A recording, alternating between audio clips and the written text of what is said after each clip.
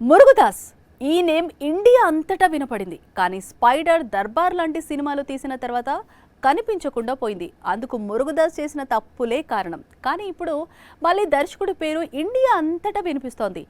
4 ఏళ్ల విరామం తీసుకొని మురుగదాస్ దూసుకొస్తున్నాడు. అతని కంబ్యాక్ ఎలా ఉంటుందనేది చూడాల్సి ఉంది.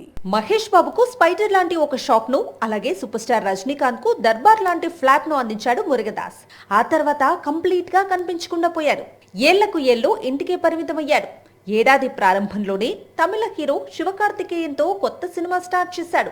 ఇప్పుడు సల్మాన్ ఖాన్ హీరోగా సికిందర్ అనే మరో భారీ చిత్రాన్ని ప్రారంభించాడు.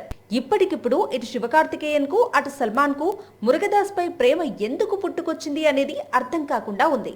4 ఏళ్లు ఇంటికి పరిమితమై మురుగదాస్ ఏమైనా పవర్ఫుల్ స్టోరీస్ రెడీ చేసి ఉండొచ్చు అనేది టాక్.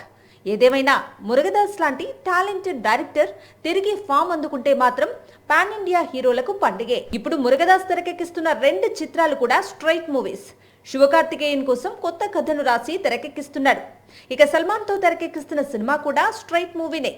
గతంలో బాలీవుడ్ లో మురుగదాస్ తెరకెక్కించిన గజనీ, జై హో, హాలిడే అన్నీ కూడా తమిళ రీమేక్ మూవీస్. ఈసారి మాత్రం సల్మాన్ తో డైరెక్ట్ హిందీ ఫిల్మ్ తెరకెక్కిస్తున్నాడు. దాదాపు ఏడాది కాలం తర్వాత సల్మాన్ ఈ సినిమా కోసమే ముఖానికి మేకప్ వేసుకున్నాడు. మురుగదాస్ మేకింగ్ పై భాయిజాన్ చాలా నమ్మకాలే పెట్టుకున్నాడు.